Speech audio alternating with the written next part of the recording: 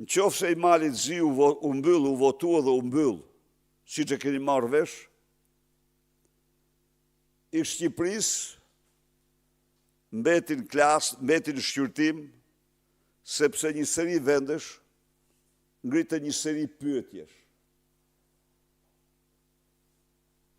Një seri pyetjesh shumë serioze.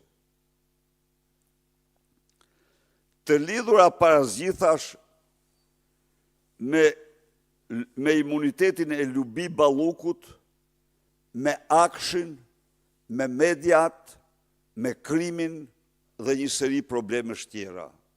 Pra, Mali Zi u votua. Shqipëria nuk u votua, sepse vendet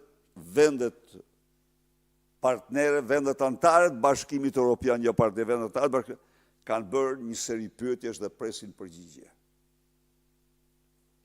Berisha, ditën e djeshme në mbledhjen e kryesisë është vendosur hapja e garës për kryetarin e Partisë Demokratike. A konfirmoni ju pjesëmarrjen në këtë garë?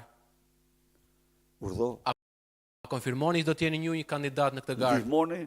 A konfirmoni që do të jeni ju kandidat në garën e 23 majit? A mund të më thosh pa kush të tha ty që jo njëherë? Po si e bërë të pyetje?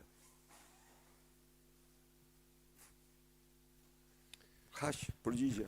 A bjen ndesh me statutin, me nenin 46.8 të statutit Partisë Demokratike, nenin e quajtur nga ju, Neni Basha, pjesëmarrja ju në garë?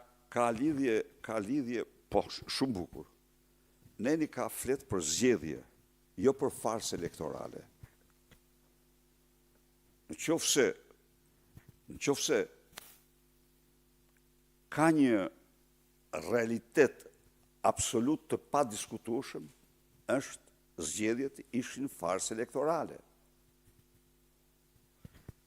Pra, sa herë zgjedhjet humben kur ato janë normale, është detyrë atij që udhëheq të largohet, të jap dorëheqjen. E kam thënë dhe ta them. Farsa elektorale është tjetër. Është detyrë të luftoj diktaturën pastaj. Duhet të luftoj dhe ne e bëm luftën tonë edhe po e bëjmë në kuptimin që ne farsë elektorale ishte dhe 21-shi. Ta them unë. Po absolutisht. E kam shkruar dhe i qëndroj 100%. Vota vdiq pa hyrë kuti. Po ai zotëria e kishte mendjen koalicion të madh me Edi Ramën. Nuk kishte mendjen të mbronte votën e qytetarëve shqiptarë. Kjo është e vërteta. Dhe unë ja thash atij, të nesërmen, kjo është farsë.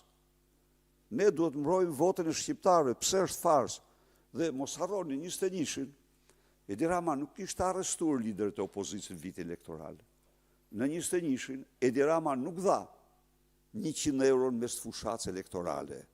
Në 21-shin, Edi Rama nuk fali 2 miliard euro të kredit para zgjedhjeve Gjoba dhe Kamata. Në 21-shin, Edi Rama nuk licensoi 28.000 hektar mbjellje kanabisi. Në 21-shin, pra, nuk organizoi 4.530 evente në periudhën parazgjedhore. Por, bëri aq sa mjaftueshëm sa të deklaroj që vota vdiq pa hyrë në kuti. Pse? Dha 130 milion euro disbursime nga thesari i shtetit në kontot e 10-12.000 familjeve për dëmet, merrmetimet e dëmeve të tërmetit. Dhe kjo ishte mjaftueshme. E bëri këtë në muajin prill. E bëri 90 milion i dha në muajin prill, 40 milion i dha në muajin mars, pra e bëri në prag të fushatës. Dhe kjo është e mjaftueshme.